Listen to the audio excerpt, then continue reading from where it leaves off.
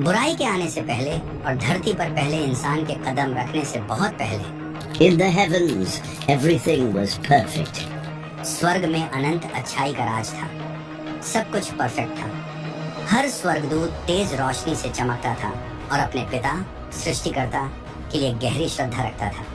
लेकिन उन सभी स्वर्गदूतों में से एक स्वर्गदूत सबसे अलग और खास था, लूसीफर।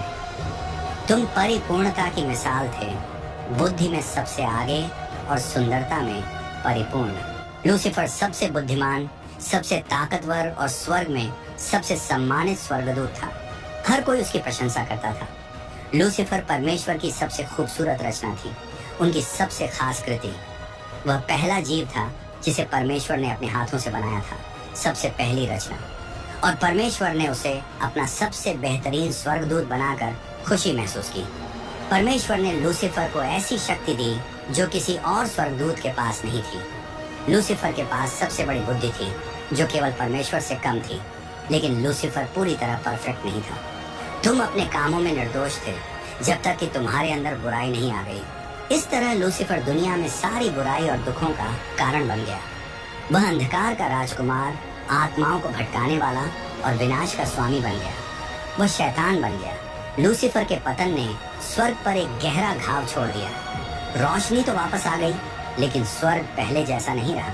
जैसे एक टूटा हुआ शीशा हमेशा टूटेपन की याद दिलाता है, वैसे ही स्वर्ग में उस विश्वासघात की याद हमेशा बनी रही। लूसीफर की कहानी हमें एक चेतावनी देती है कि सबसे चमकता हुआ सितारा भी अंधकार में गिर सकता है।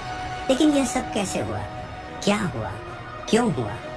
जो कभी शांति का सागर था, वह बुराई का बीज कैसे बन गया? The heavens before the tragedy. Lucifer एक ऐसा स्वर्गदूत था जिसे पूर्णता के मापदंड पर बनाया गया था। तुम अभिषेक किए गए रक्षक स्वर्गदूत थे। तुम परमेश्वर के पवित्र पर्वत पर थे। तुम जलते हुए पत्थरों के बीच चलते थे। स्वर्ग एक ऐसा स्थान है जहाँ सब कुछ पूर्ण व्यवस्था में है। वहाँ हर स्वर्गदूत का एक काम और उद्देश्य होता है। सबसे ऊंचे स्तर पर सेराफिम होते हैं।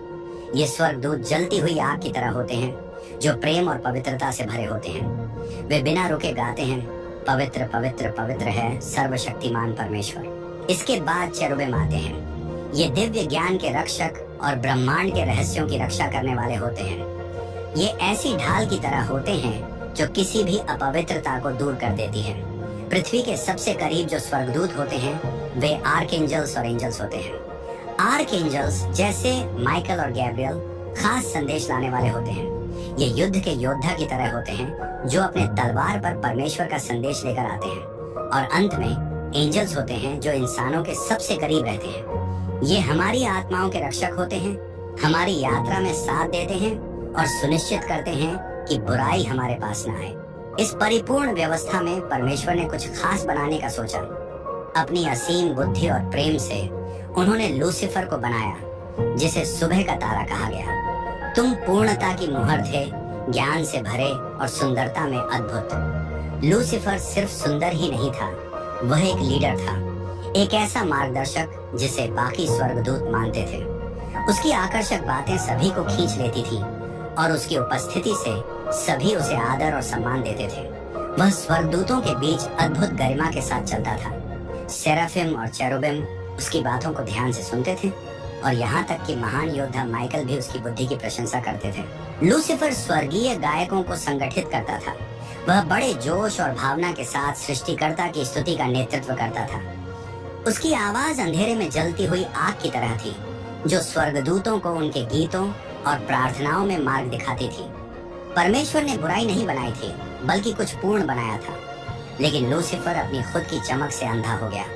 उसके दिल में घमंड बढ़ने लगा। महिमा पाने की उसकी इच्छा उसके अंदर छुपी आग की तरह थी, जिसने धीरे धीरे उसे नष्ट कर दिया। बाइबल हमें बताती है कि उसका पतन कैसे शुरू हुआ।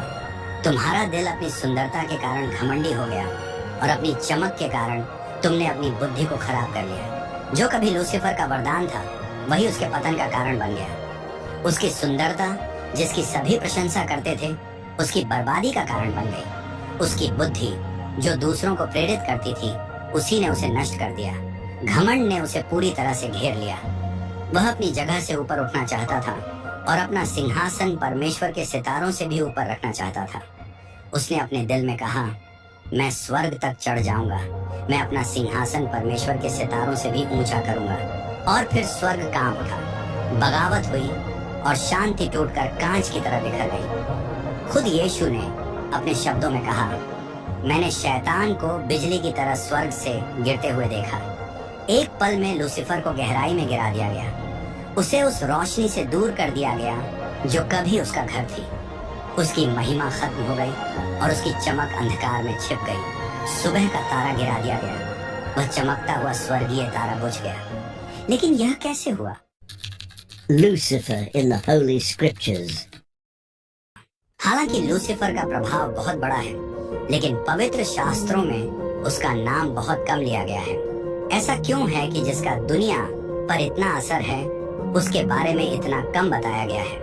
लूसीफर की स्वर्ग में बड़ी बगावत की बात करने से पहले ये समझना जरूरी है, शास्त्रों में लूसीफर का चरित्र एक रहस्य है। उसके बारे में केवल टुकड़ों टुकड़ों में बताया गया है। बाइबल में उसकी कहानी अलग अलग हिस्सों में और सिंबॉलिक लैंग्वेज में लिखी गई है।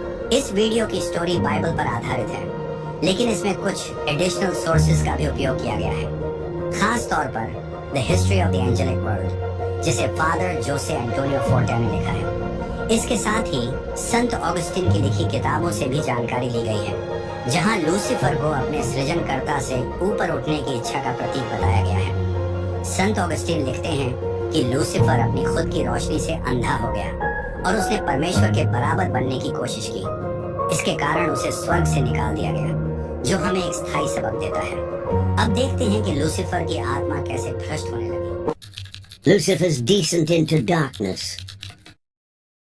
शुरुआत में यह एक हल्की सी चिंगारी थी, एक छोटी सी सोच।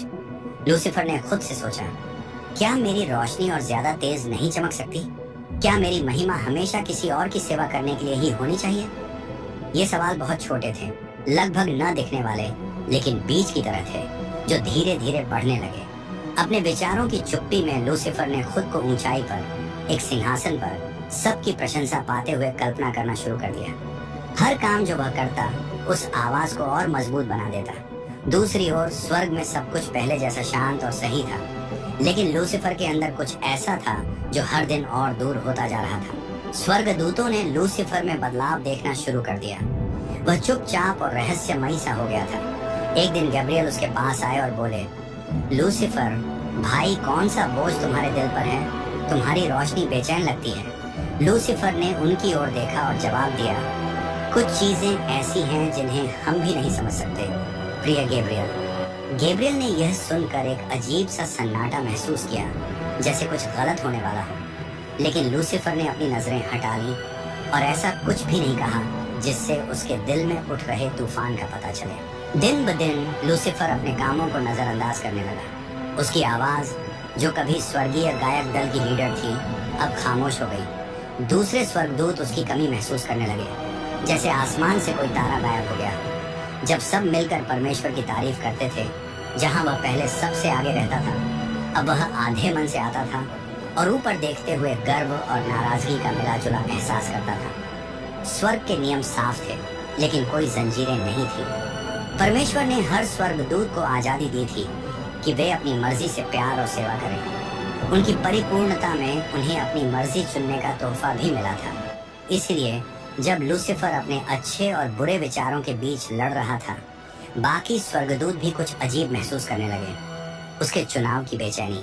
कुछ स्वर्गदूत जो लूसीफर की महानता से प्रभावित थे, उसकी बातों को नए तरीके से सुनने लगे। वे चुपचाप उसका पीछा करने लगे, जैसे उसकी रोशनी उन्हें किसी और मंजिल की ओर ले जाएगी। एक दिन एक चेरुबिम स्वर्गदूत ने लूसीफर में आए बदलाव को देखकर उससे पूछा, लूसीफर, क्या तुम्हें गाने में अब खुशी नहीं मिलती? लूसीफर ने ठंडी मुस्कान के साथ जवाब दिया, अब मुझे दूसरे कामों में दिलचस्पी है। शायद जो हम जानते हैं उसके परे भी कुछ है। इसके बाद सुबह के तारे ने अपना फैसला कर लिया। उसके अंदर की चिंगारी एक लौ बनी और वह लौ आग बन गई। उसने कहा, मैं बादलों से भी ऊंचा जाऊंगा, मैं सबसे महान के जैसा बनूंगा। उस रात लूसीफर की चमक बदल गई। वह अब तारीफ की रोशनी नहीं, बल्कि महत्वाकांक्षा की आग बन गई। स्वर्ग जो इतना शांत और परफेक्ट था, वहां पहली बार विद्रोह की हलचल महसूस हुई। उसका नाम प्रकाश लाने वाला था, और यह नाम बेकार नहीं था। वह स्वर्ग का सबसे चमकदार तारा था, जो सबसे पहले उगता और बाकी सबको रोशनी देता।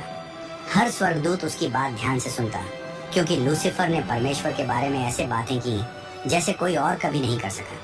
स्वर्गदूत मासूम नहीं थे, वे बुद्धिमान, मजबूत और परमेश्वर की पवित्रता का प्रतिबिंब थे। फिर भी लूसीफर ने उन्हें अपनी ओर खींचा। उसने झूठ या खाली वादों से नहीं, बल्कि अपने आकर्षण और मजबूत विश्वास से उनका दिल जीता। वह स्वर्गदूतों को धोखा देने की कोशिश नहीं कर रहा था, जैसे कोई झूठा करता है। उसने जोश के साथ बात की और एक ऐसी सोच दिखाई जो बहुत प्रभावशाली थी। कई फरिश्ते उसके पीछे चल पड़े, क्योंकि उन्होंने उसमें एक नई रोशनी देखी। जैसे एक टूटता तारा आसमान को कुछ पल के लिए रोशन करता है, वैसे ही लूसीफर ने खुद को एक शानदार और अनोखे लीडर के रूप में दिखाया, जिसे लोग अपना आदर्श मान सकते थे।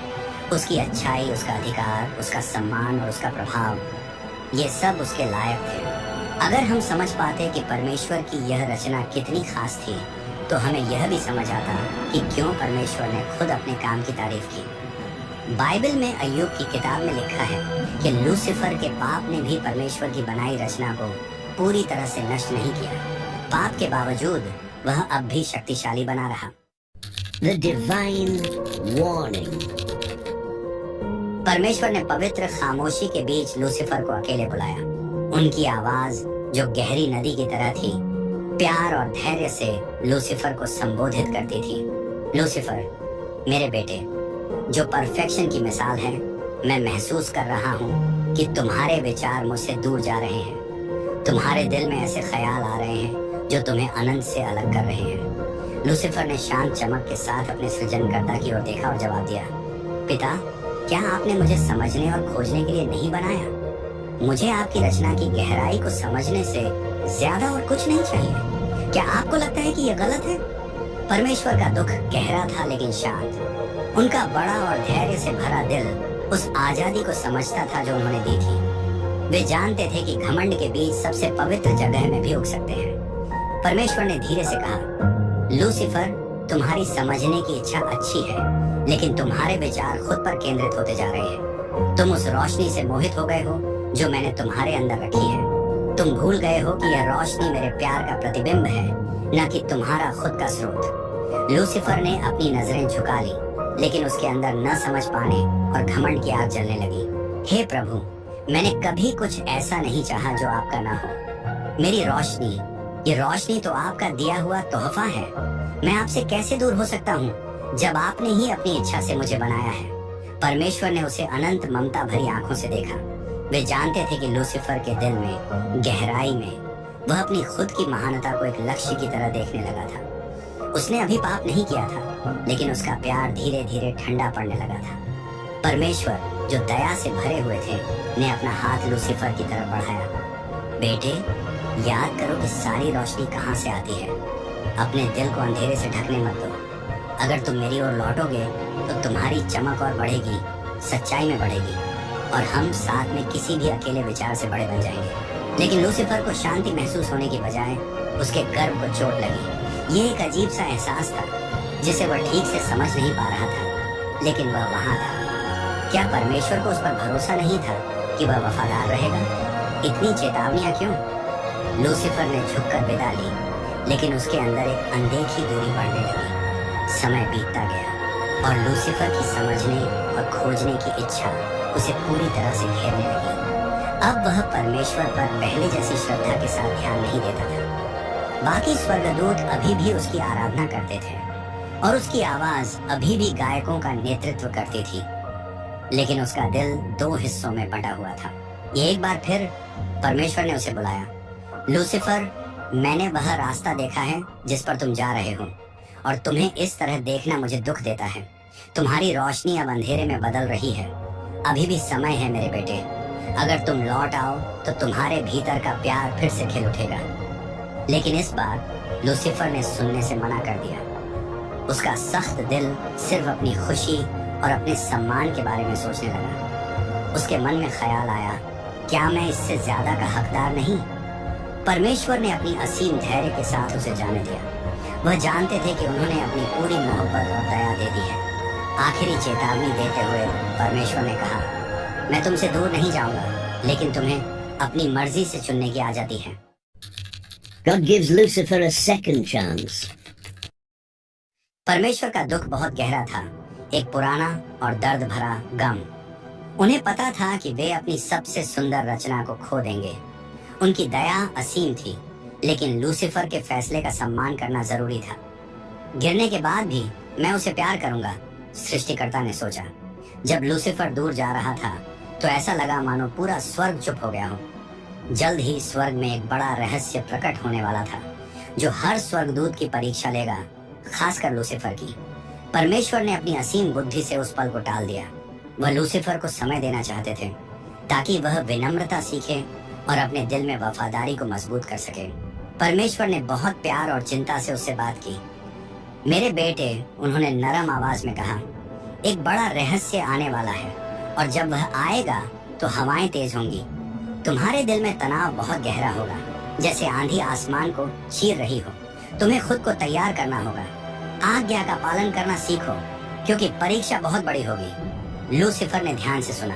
वह परमेश्वर के सामने घुटनों के बल झुक गया और भक्ति भाव से उनकी ओर देखने लगा। उसकी आवाज, जो नरम लेकिन दृढ़ थी, उसके दिल की गहराइयों से निकली। पिता, चाहे परीक्षा कैसी भी हो, मैं आपकी आज्ञा का पालन करना चाहता हूँ। मैं ये वादा नहीं कर सकता कि मैं हमेशा पूरी तरह वफादार रहूंगा, लेकिन मैं कसम खाता हूँ कि मेरी इच्छा वफादार रहने की है। मेरा दिल अब भी आपके प्यार से जलता है। ये शब्द झूठ नहीं थे। लूसीफर ने अपने दिल की गहराइयों से यह बात कही। उसके अंदर सच में वफादार रहने की इच्छा जल रही थी, लेकिन उसी समय उसके मन के एक अंधेरे कोने में घमंड का बीज बढ़ता जा रहा था। उसने सोचा, क्या मैं सबसे ज्यादा चमकने वाला नहीं हूँ? परमेश्वर ने अपने धैर्य में लूसीफर को एक और मौका दिया। उन्होंने फिर से उस रहस्य को टाल दिया, ताकि लूसीफर को और समय और मौका मिल सके अपने दिल में विनम्रता लाने और परमेश्वर के करीब आने का। लूसीफर, यह परीक्षा आसान नहीं होगी। जब ऐसा लगे कि हवा तुम्हें दूर ले जा रही है, तब भी तुम्हें अपनी शुरुआत, अपनी असली पहचान याद रखनी होगी। तुम्हें याद रखना होगा कि सारी रोशनी मुझसे ही आती है। लूसीफर का प्रलोभन आदम और हव्वा की कहानी जैसा था, जो ईडन के बगीचे में हुआ था। वह बगीचा धरती पर एक स्वर्ग जैसा था, जहाँ शांति और प्यार का माहौल था। परमेश्वर ने उन्हें सब कुछ दिया था, एक ऐसी जगह जहाँ सब कुछ अच्छा और सुंदर था। लेकिन उस बगीचे के बीच में भले और बुरे का ज्ञान देने वाले पेड़ ने उन्हें उनकी आजादी की याद दिलाई। वह पेड़ यह दिखाता था कि उनके पास सही और गलत चुनने की शक्ति है। सांप ने हव्वा से फुसफुसाकर कहा, तुम परमेश्वर जैसे बन जाओगी, भले और बुरे का ज्ञान पालोगी। यही वही गलती थी जो लूसीफर ने भी की थी। उस फुसफुसाहट से यह इच्छा पैदा हुई कि कुछ और बन जाए, पूरी तरह से परमेश्वर पर निर्भर न रहे। सुबह का तारा, भोर का बेटा, उस रोशनी से दूर हो गया जिसने उसे जीवन दिया था। उसने छाया की ओर चलना चुना। स्वतंत्र इच्छा, परमेश्वर का सबसे अनमोल उपहार, स्वर्ग और ईडन दोनों में सबसे कमजोर कड़ी बन गया। घमंड ने गिरावट का रास्ता खोल दिया और पूरी शांति टूट गई। जो गुण स्वर्गदूतों के लिए मजबूत आधार थे, वे कमजोर हो गए और स्वर्ग ने पहली बार छाया को महसूस किया। परमेश्वर ने अपने असीम धैर्य में बार बार परीक्षा का समय टाल दिया और लूसीफर के दिल की गहराइयों में उसे बात की। मेरे बेटे, उन्होंने बार बार कहा, रहस्य का समय करीब आ रहा है, तुम्हें खुद को तैयार करना होगा। ये एक पिता की चेतावनी थी, एक प्यार भरा संदेश जो विनम्रता की ओर बुला रहा था। परमेश्वर, जिन्होंने लूसीफर से बहुत प्यार किया था, अब भी महसूस करते थे कि लूसीफर बदल सकता है, कि उनका प्यार उस घमंड को हरा सकता है जो लूसीफर की रोशनी को धुंधला कर रहा था। लेकिन एक समय ऐसा आया जब इंतजार खत्म करना जरूरी हो गया। परमेश्वर को सभी स्वर्गदूतों के बारे में सोचना पड़ा, सिर्फ लूसीफर के बारे में नहीं। पूरा स्वर्ग एक अजीब से तनाव को महसूस कर रहा था। हर स्वर्गदूत के दिल में एक गहरी उम्मीद थी।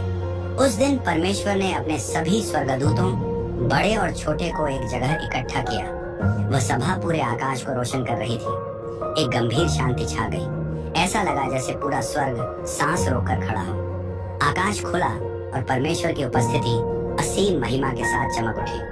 फिर उनकी आवाज जो नरम गर्जना जैसी थी पूरे ब्रह्मांड में गूंज उठी।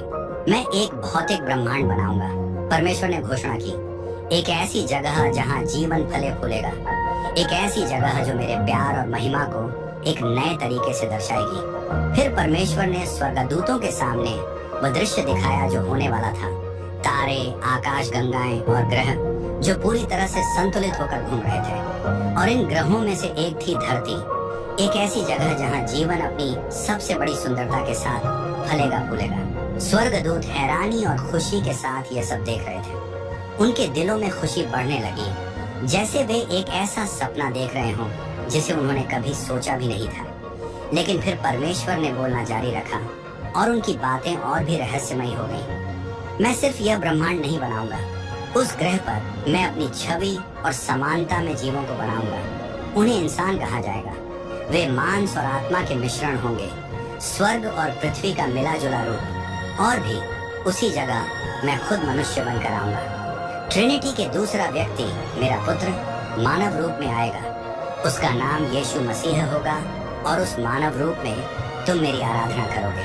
स्वर्ग में गहरा सन्नाटा छा गया। परमेश्वर जो सदा के लिए है ने स्वर्गदूतों से कहा कि वे यीशु मसीह के मानव रूप की आराधना करें। उन्होंने उनसे कहा कि वे न केवल उनकी दिव्य महिमा के आगे बल्कि एक इंसान के चेहरे के आगे भी झुकें जो साधारण और विनम्र था। ये सुनकर स्वर्गदूत खुशी और हैरानी से भर गए। उन्होंने देखा कि प्रकाश का परमेश्वर इंसान के रूप में आएगा। ये बहुत अद्भुत और अनोखा था कि कई स्वर्गदूत अपनी खुशी रोक नहीं पाए। ये परमेश्वर की सबसे बड़ी और अकल्पनीय प्रेम की योजना थी। वे अपने सृजनकर्ता की प्रशंसा करने लगे और खुद को धन्य महसूस किया कि उन्हें ऐसा चमत्कार देखने का मौका मिला। लेकिन अवतार का रहस्य ही सब कुछ नहीं था। परमेश्वर ने यह भी बताया कि इंसान पापों में डूब जाएगा और वह उन्हें बचाने के लिए खुद को क्रूस पर बलिदान करेंगे। लेकिन स्वर्गदूतों में से एक जो सबसे चमकदार था चुपचाप खड़ा रहा। वह न तो हिला, न कुछ बोला और न ही खुश हुआ। उसका नाम लूसीफर था। वह दूर देखने लगा, जैसे उसके चारों ओर की रोशनी उसके दिल तक नहीं पहुंच पा रही हो। उसकी नजरें अंधेरे कुएं जैसी थीं और उसका चेहरा उसके अंदर उठ रहे तूफान को दिखा रहा था। उसी पल लूसीफर के अंदर सब कुछ टूट गया। उसे यह बात समझ नहीं आई कि वह इंसानी रूप के आगे झुके, कि परमेश्वर को एक साधारण इंसानी शरीर में आराधना की जाए। क्यों? उसने सोचा, परिपूर्णता को खुद को इतना नीचे लाने की क्या जरूरत है? हम जो रोशनी से बने हैं, हमें एक इंसानी शरीर की आराधना क्यों करनी चाहिए? लूसीफर ने सुना कि परमेश्वर इंसानों को बनाएंगे, लेकिन इंसान खुद को पाप में डुबो देंगे। ये जानते हुए भी परमेश्वर उनके लिए खुद को बलिदान करेंगे। क्रूस पर चढ़ने का दृश्य लूसीफर के लिए बहुत भयानक था। यही बात उसे गुस्से से भर गई। ये सीमित और एहसान फरामोश प्राणी बगावत करेंगे, और बगावत ही नहीं, वे परमेश्वर को मार भी देंगे। लूसीफर हैरान था। क्या यह और ज्यादा अजीब हो सकता है? उसने सोचा। उसने परमेश्वर की योजना को अविश्वास और नापसंदगी के साथ देखा। अवतार का रहस्य, यह सच कि सृजनकर्ता यीशु मसीह के रूप में इंसान बनेगा, उसके अंदर एक तूफान ले आया।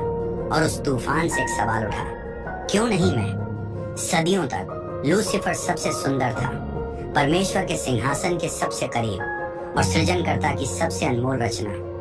उसे हाइपोस्टैटिक यूनियन, परमेश्वर और इंसान का मिलन के लिए क्यों नहीं चुना गया? उसने सोचा। उसे लगा कि उसकी रोशनी, उसकी महानता और उसकी बुद्धि उसे कुछ बड़ा पाने के लायक बनाती है। लेकिन परमेश्वर ने उसे ऊंचा उठाने की बजाय खुद को इंसानी शरीर में नीचे लाने का फैसला किया।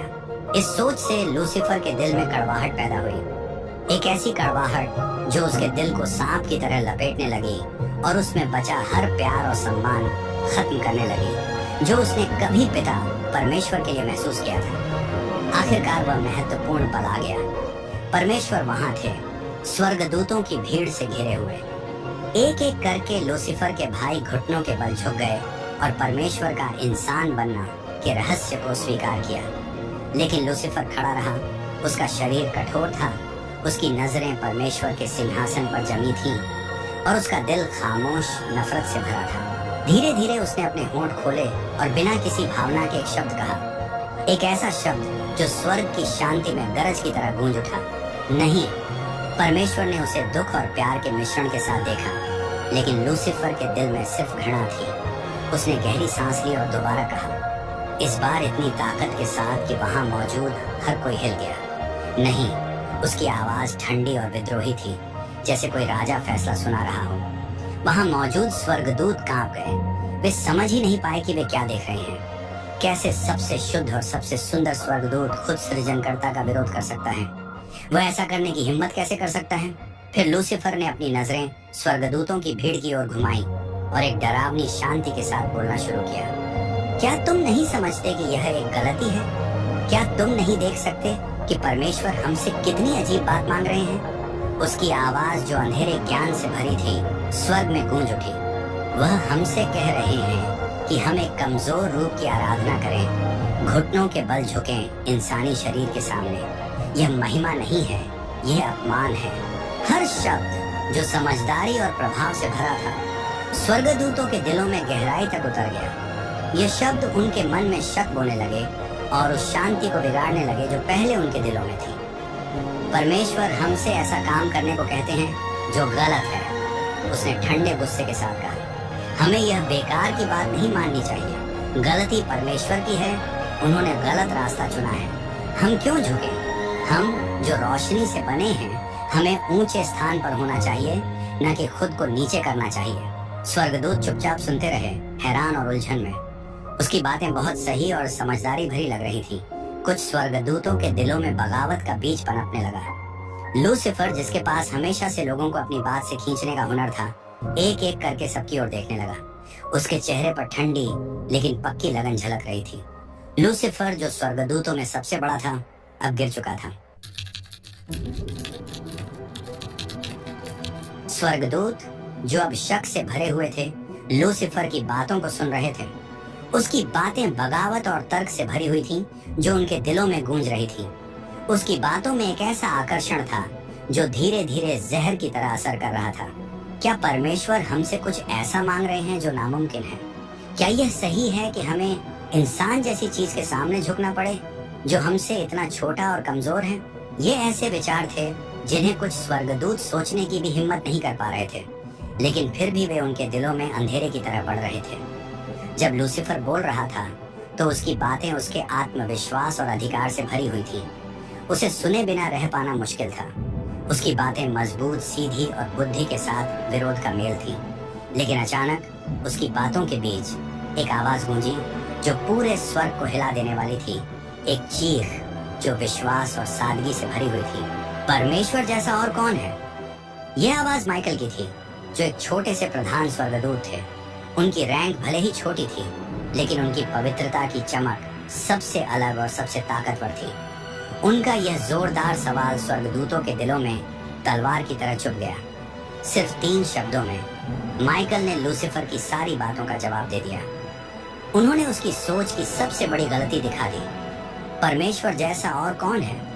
यह विनम्रता से भरी एक पुकार थी, एक ऐसा सच स्वीकार करना जो बताता है कि सृष्टिकर्ता के बराबर कोई नहीं हो सकता, यहाँ तक कि चमकता हुआ तारा भी नहीं।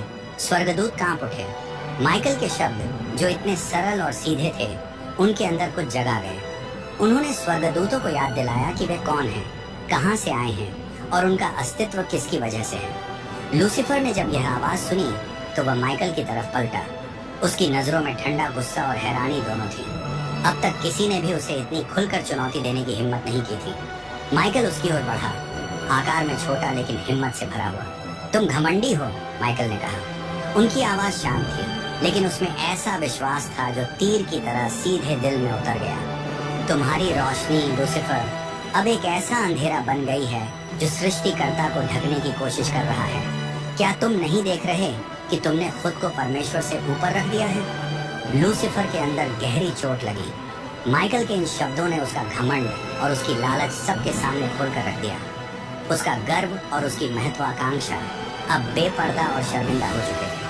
उसी पल उसके दिल में गुस्सा और शर्म लहरों की तरह टकराने लगे। उसने माइकल की ओर घृणा भरी नजर से देखा और खुद को मजबूत दिखाने की कोशिश की, लेकिन माइकल के शब्दों ने उसके अंदर कुछ जला दिया था। तुम कुछ नहीं समझते, लूसीफर ने जवाब दिया, अपनी गरिमा बनाए रखने की कोशिश करते हुए।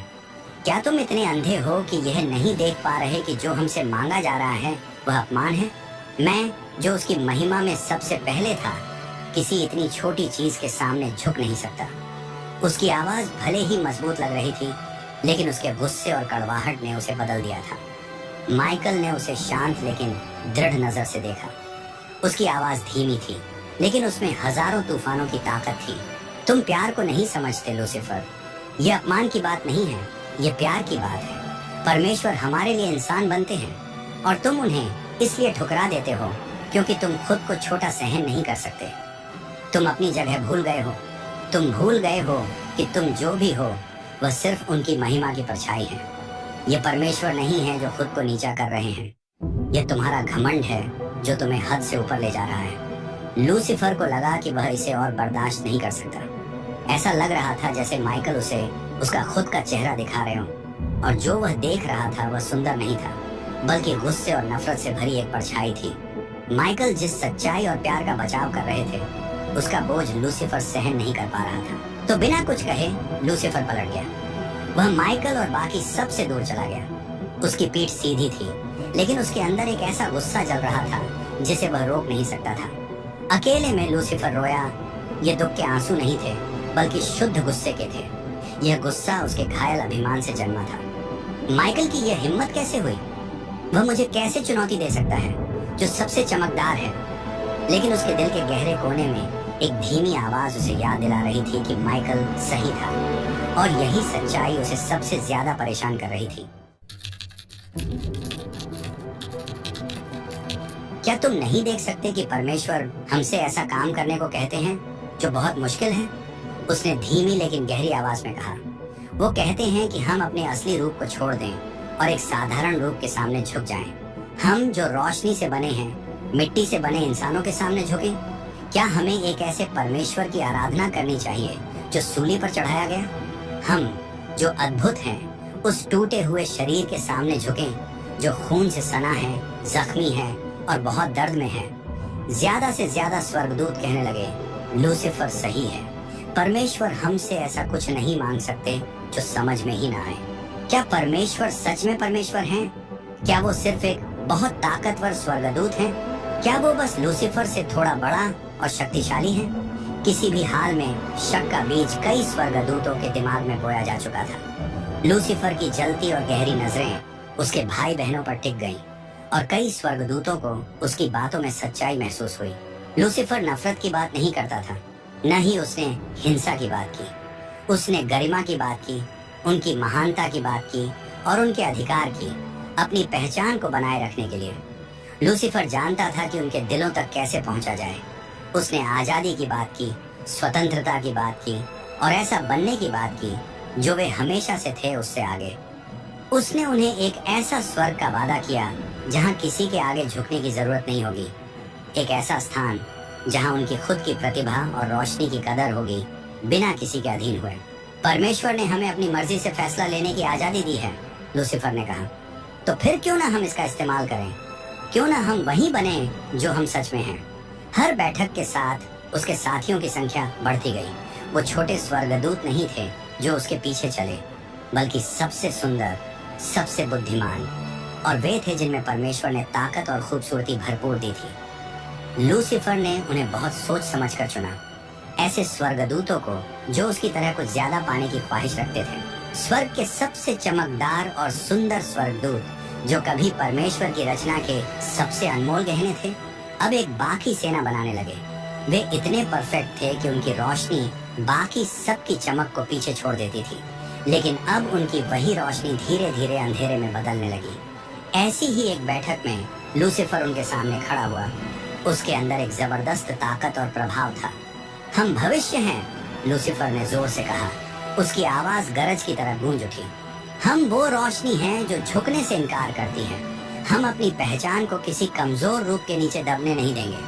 अगर परमेश्वर हमें हमारी जगह नहीं देंगे तो हम उसे खुद ले लेंगे। उसकी बातों में इतनी ताकत और जोश था कि वहां मौजूद हर स्वर्गदूत के दिल में हलचल मच गई। उसने इतनी यकीन के साथ बात की कि सब कुछ जो वे अब तक मानते थे उस पर सवाल उठने लगे। इस तरह लूसीफर की अगुवाई में उसकी सेना तैयार हुई। उसके हर साथी की तरह वे गिरे हुए सितारे थे, जो कभी सुंदरता के प्रतीक थे, अब बगावत के हथियार बन गए। जो स्वर्गदूत कभी सबसे वफादार, सबसे सम्मानित और सबसे प्यारे माने जाते थे, वे अब स्वर्ग के इतिहास की पहली सेना के रूप में खड़े हुए। उनके दिलों में महत्वाकांक्षा, घमंड और आजादी का ऐसा वादा जल रहा था, जो अंदर ही अंदर उनके अपने अहंकार से बनी एक जंजीर थी। आकाश जो कभी शांति और मेल से भरा हुआ था, अब युद्ध की गूंज से कांपने लगा। स्वर्ग के एक कोने में माइकल उठे, अडिग और दृढ़, वह छोटे से प्रधान स्वर्गदूत जिसने निडर होकर लूसीफर का सामना किया। अपनी तलवार ऊंची उठाते हुए उन्होंने फिर से जोर से पुकारा, परमेश्वर जैसा और कौन है। ये सरल लेकिन शक्तिशाली पुकार उन स्वर्गदूतों को जगा गई जो अब तक शक में थे।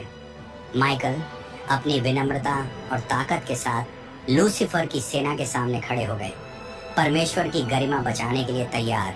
उन्हें पता था कि उनकी सेना छोटी और कमजोर थी, जबकि लूसीफर के साथी ज्यादा और ताकतवर थे।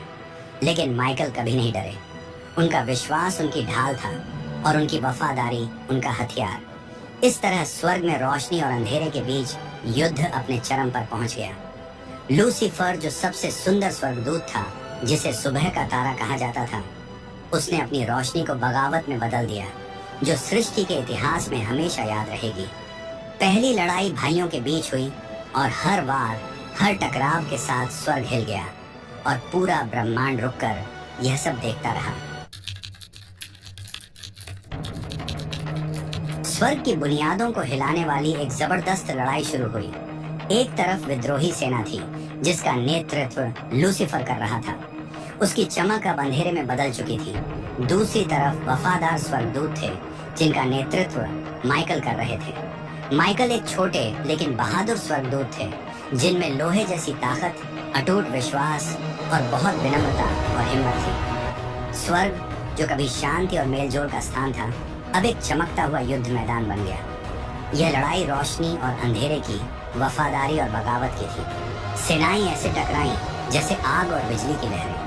हर बार हर रोशनी की तलवार का टकराव ऐसी चमक पैदा करता जैसे आसमान में टूटते तारे चमक रहे हों।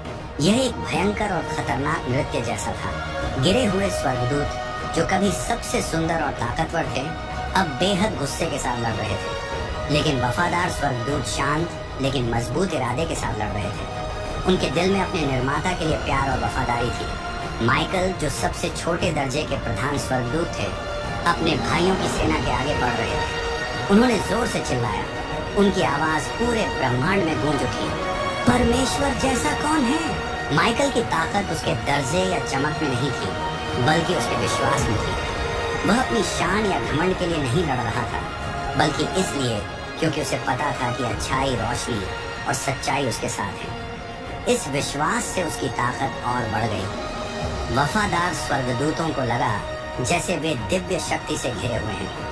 ये शक्ति उन्हें याद दिलाती थी कि वे अकेले नहीं हैं। परमेश्वर उनके साथ हैं और उनकी मौजूदगी ने उन्हें ऐसी ताकत दी जो किसी भी दुनिया की ताकत से ज्यादा थी। लूसीफर गुस्से से भर गया और माइकल को पीछे धकेलने की कोशिश की। वह अपने पंख फैलाकर ऊपर उठा और ऐसा अंधेरा छोड़ा जो उसे देखने वालों को घेर लेता था। मैं सबसे पहला था, मैं ही असली रोशनी हूँ, वह चिल्लाया। लेकिन उसके शब्द खाली थे, जैसे एक गहरी गूंज जो उसे पहले जैसा था, उसकी परछाई मात्र थी। उसकी रोशनी अब एक बिगड़ा हुआ अंधेरा बन चुकी थी। उसकी ताकत भले ही बड़ी थी, लेकिन वह सच को नहीं हरा सकती थी, जिसे माइकल ने एक शुद्ध लौ की तरह थाम रखा था। युद्ध बहुत भयंकर था और ऐसा लगा जैसे स्वर्ग खुद चोट खा रहा हो। जो स्वर्गदूत लड़ाई में नहीं थे, वे इसे दुख और हैरानी से देख रहे थे। उनके दिलों में विद्रोह का बोझ महसूस हो रहा था। स्वर्ग की वह शांति जो हमेशा उसकी पहचान थी, टूट चुकी थी, और जो सुंदर व्यवस्था थी वह अब खत्म होने की कगार पर थी। लेकिन इस तबाही के बीच उम्मीद जिंदा थी। वफादार स्वर्गदूतों का विश्वास और परमेश्वर के प्रति उनका प्यार हर बार और हर कदम में चमक रहा था, जो उन्होंने लूसीफर और उसके साथियों की तरफ बढ़ते हुए उठाए। आखिरकार अच्छाई की ताकत जीत गई। माइकल ने अपनी तलवार ऊंची उठाई और युद्ध के आखिरी शब्द बोले, परमेश्वर की शक्ति से गिर जाओ लूसीफर। उस पल अंधेरा टूट गया। विद्रोह जो कभी इतना भयंकर और खतरनाक था बिखरने लगा। गिरे हुए स्वर्गदूत जो स्वर्ग की 1/3 सेना थे आसमान से गिरते तारों की तरह नीचे फेंक दिए गए। लूसीफर शैतान बन गया और उसके साथ जो भी उसके घमंड के पीछे चला था गहरे अंधेरे गड्ढे में गिरा दिए गए। स्वर्ग में गहरी चुप्पी छा गई, एक ऐसी खामोशी जो कभी न भरने वाले नुकसान का दुख अपने साथ लाई। इस युद्ध ने गहरे घाव छोड़े थे। स्वर्ग में एक ऐसी चोट जो सिर्फ प्यार और समय से ठीक हो सकती थी। वफादार स्वर्गदूतों ने इस लड़ाई का बोझ अपनी आत्माओं पर महसूस किया, लेकिन उन्हें पता था कि रोशनी ने जीत हासिल की है।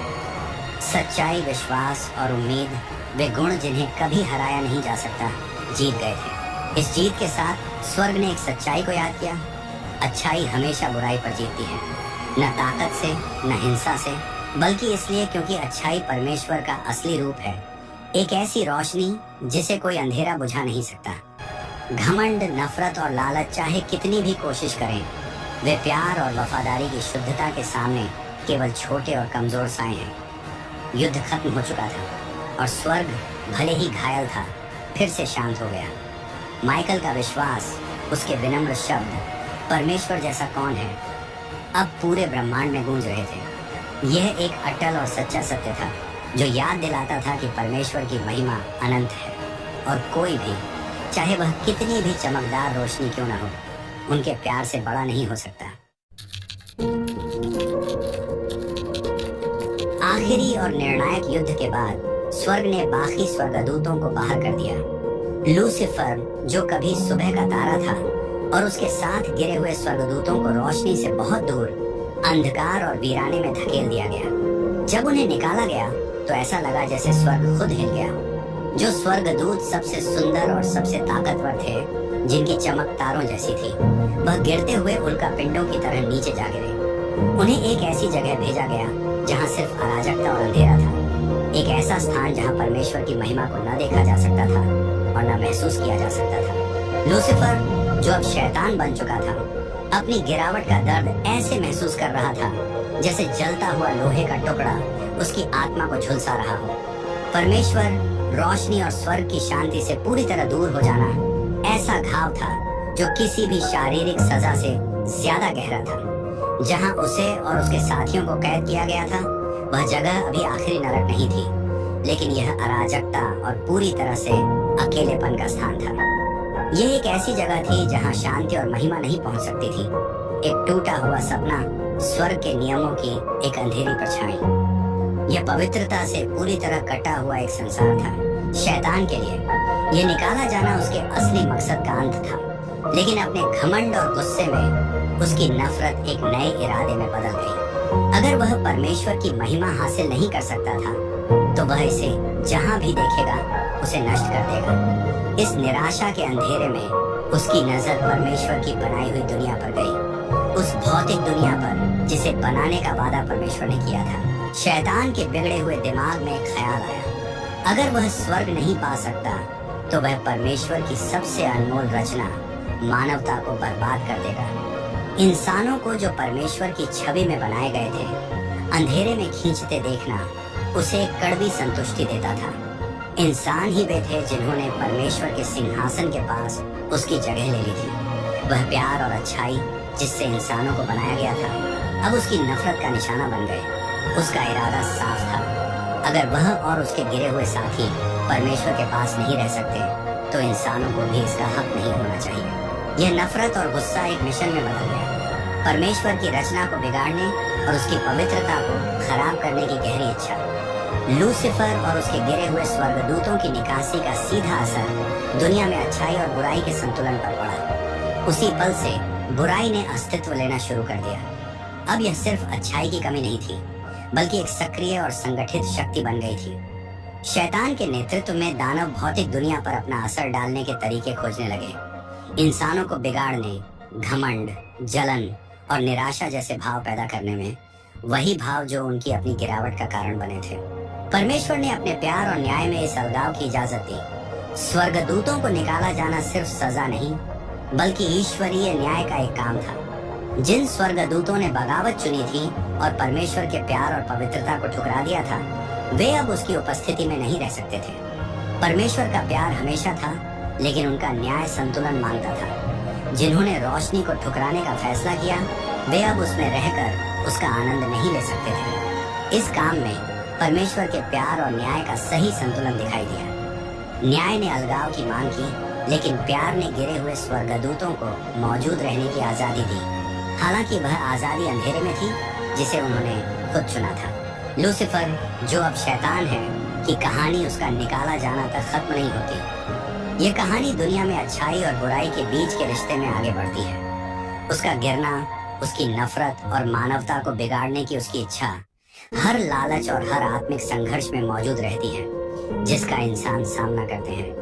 बुराई इंसान के दिल में घुसने की कोशिश करती है, उसकी आजादी और महान बनने की चाहत का फायदा उठाने की कोशिश करती है, लेकिन इसकी ताकत सीमित है और अच्छाई जो परमेश्वर से आती है हमेशा आखिर में जीतती है। स्वर्ग में शुरू हुई अच्छाई और बुराई की लड़ाई अब धरती पर इंसानों के दिलों में चल रही है।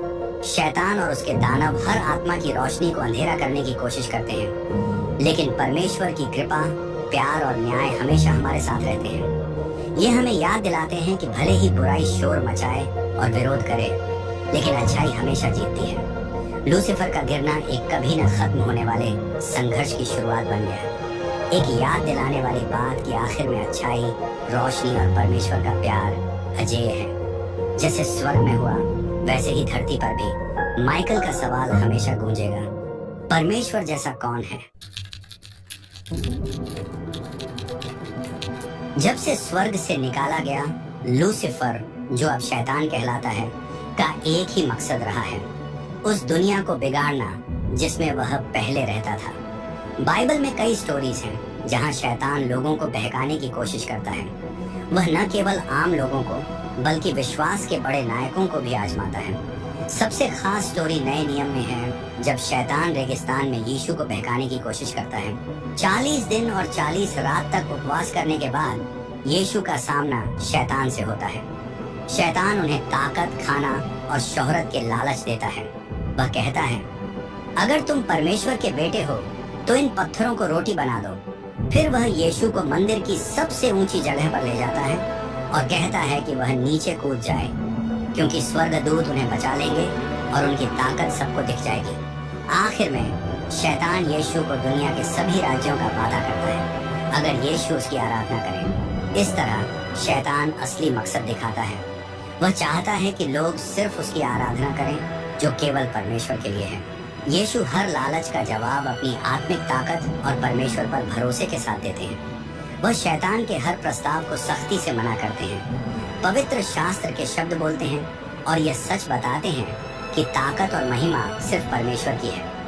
यह घटना सिर्फ एक मुकाबला नहीं है, बल्कि यह दिखाती है कि विश्वास और नम्रता से सबसे बड़े लालच को भी हराया जा सकता है। यीशु बताते हैं कि असली ताकत चमत्कारों या दौलत में नहीं, बल्कि परमेश्वर की आज्ञा मानने और उससे प्यार करने में है। अय्यूब की किताब में एक और स्टोरी है जहां शैतान अय्यूब की परीक्षा लेता है। शैतान परमेश्वर के सामने आता है और घमंड के साथ एक आरोप लगाता है। क्या अय्यूब बिना किसी कारण परमेश्वर का डर मानता है? इस पल में शैतान न केवल अय्यूब की वफादारी पर सवाल उठाता है, बल्कि विश्वास की अच्छाई पर भी शक करता है। वह कहता है कि अय्यूब का प्यार सिर्फ दिखावा है जो उसे मिली आशीर्वादों के कारण है। शैतान का यह दावा प्रेम और विश्वास की सच्चाई को चुनौती देता है और कहता है कि कोई भी, यहाँ तक कि सबसे नेक इंसान भी, दुख में वफादार नहीं रह सकता। अय्यूब की स्टोरी दिखाती है कि शैतान विश्वास को खत्म करने की कोशिश करता है, दर्द और निराशा लाकर। लेकिन अय्यूब का जवाब, भले ही वह दुख और सवालों से भरा हो, हमें आत्मिक ताकत का सबक सिखाता है। अय्यूब अपने धैर्य से साबित करता है कि विश्वास केवल आशीर्वाद मिलने पर नहीं होता, बल्कि यह गहरा भरोसा है जो सबसे बड़े दुख में भी कायम रहता है। शैतान हार जाता है और अय्यूब का विश्वास बुराई का विरोध करने और परमेश्वर पर भरोसा रखने की एक अमर मिसाल बन जाता है। स्वर्ग से निकाले जाने के बाद शैतान का पहला बड़ा काम अदन के बगीचे में हुआ। ये वही जगह थी जहां परमेश्वर ने अपने अनंत प्रेम से इंसानों की शुरुआत की थी। उस सुंदर बगीचे में लूसीफर ने एक मौका देखा। उसने पहले इंसानों आदम और हव्वा की मासूमियत छीनने की कोशिश की और उन्हें अपने विद्रोह का पहला शिकार बना दिया। शैतान ने एक सांप का रूप लिया जो चालाकी और धोखे का निशान है। उसने हव्वा के पास जाकर मीठे और शक भरे शब्दों में पूछा, क्या सच में परमेश्वर ने कहा है कि तुम बगीचे के किसी भी पेड़ का फल नहीं खा सकती? उसने एक सवाल से शुरुआत की जिससे हव्वा के दिल में शक पैदा हो गया। शैतान ने ताकत का इस्तेमाल नहीं किया बल्कि धीरे धीरे फुसफुसाकर जैसे झर फैलता है हव्वा के मन में शक डाल दिया।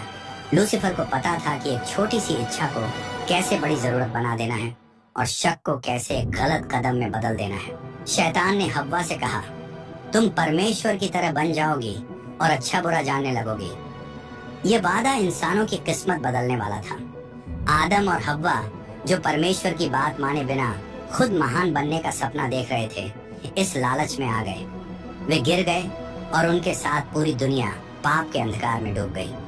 लूसीफर ने अपनी एक चाल से वही हासिल कर लिया जो वह चाहता था, परमेश्वर की बनाई सृष्टि को उससे अलग करना और इंसानों के दिल में स्वर्ग का संघर्ष लाना। लूसीफर का असर अब भी दुनिया में मौजूद है। उसकी मौजूदगी इंसानों की जिंदगी में लगातार संघर्ष लाती है। हर लालच, हर शक का पल, अदन के बगीचे में हुए पहले फैसले और अय्यूब और यीशु के सामने आई चुनौतियों की याद दिलाता है। बुराई उसी पहले विद्रोह की गूंज की तरह है, एक आवाज जो हमें अच्छाई के स्रोत यानी परमेश्वर से दूर करने की कोशिश करती है। लेकिन हर बाइबल की स्टोरी और हर विरोध की घटना हमें सिखाती है कि आखिर में अच्छाई की जीत होती है। विश्वास और प्यार ही नफरत और निराशा का सही जवाब है। बाइबल की आखिरी किताब प्रकाशित वाक्य में शैतान का आखिरी अंजाम और अंत समय में उसकी भूमिका बताई गई है। इस स्टोरी में जो चित्रों और भविष्यवाणियों से भरी है, शैतान को एक बड़े अजगर ड्रैगन के रूप में दिखाया गया है। वह इंसानों और परमेश्वर का सबसे बड़ा दुश्मन है और अंत तक सृष्टि को खराब करने की कोशिश करता है। प्रकाशित वाक्य के लेखक यूहन्ना ने एक दर्शन देखा जिसमें उन्होंने अंत समय का हाल बताया। उस समय बुराई अपनी चरम सीमा पर पहुंच चुकी होती है और रोशनी और अंधकार के बीच लड़ाई पहले से कहीं ज्यादा तेज हो जाती है। यूहन्ना ने शैतान को एक बड़े अजगर ड्रैगन के रूप में दिखाया है जिसे प्राचीन सांप, शैतान या दानव भी कहा जाता है। यही शैतान पूरी दुनिया को भटकाने वाला है। शैतान वही लूसीफर है जिसे कभी सुबह का तारा कहा जाता था, लेकिन अब वह एक भयंकर अजगर बन चुका है। यह अजगर बुराई और धोखे की शक्ति का प्रतीक है जो उसने अपने गिरने के बाद से इस्तेमाल की है। ये प्राचीन सांप वही है जिसने पहली बार इंसानों को अदन के बाग में पाप की ओर ले जाया था। अब अंत समय में ये सारी अच्छाई और रोशनी को खत्म करने की कोशिश कर रहा है।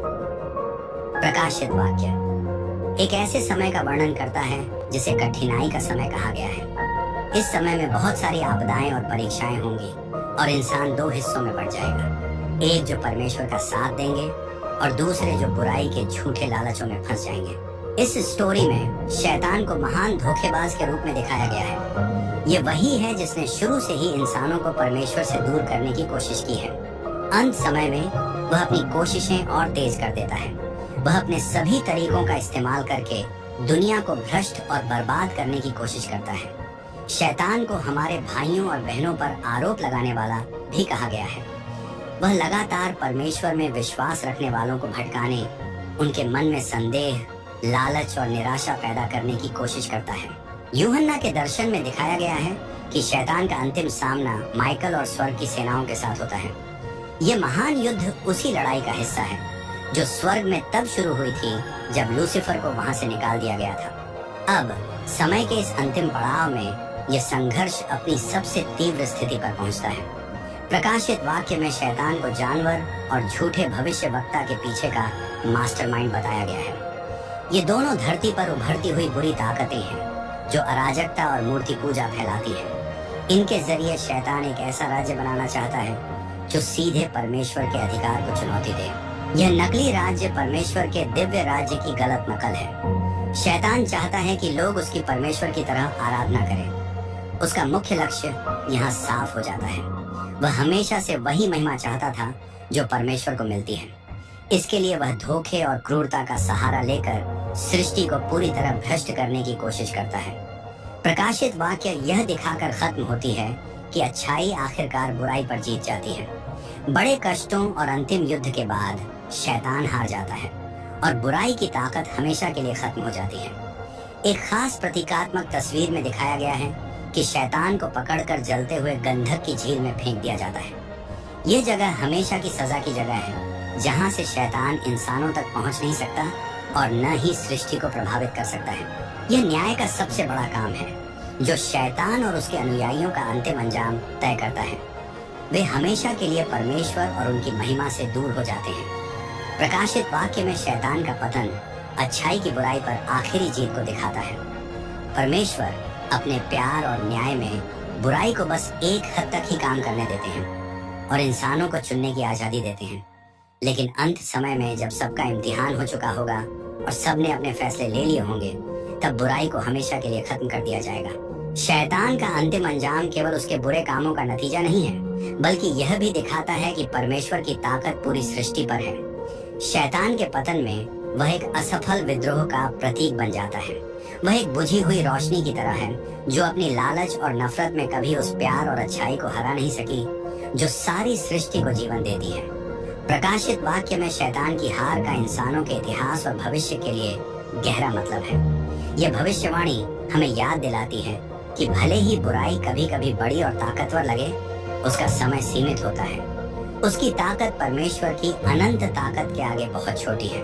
अच्छाई की जीत केवल ताकत से नहीं होती, बल्कि इसलिए होती है क्योंकि अच्छाई, सच्चाई, न्याय और प्यार की असली पहचान है। अच्छाई और बुराई के बीच यह अंतिम युद्ध उस वादे का प्रतीक है जो परमेश्वर ने दिया है कि जो लोग अंधकार की जगह रोशनी को चुनते हैं, उनके लिए सब कुछ ठीक किया जाएगा और उन्हें मुक्ति मिलेगी। आज के समय में भी प्रकाशित वाक्य की कहानी हमें यह याद दिलाती है कि शैतान अभी भी इंसानों को भटकाने की कोशिश करता है, लेकिन उसका अंजाम पहले ही तय हो चुका है।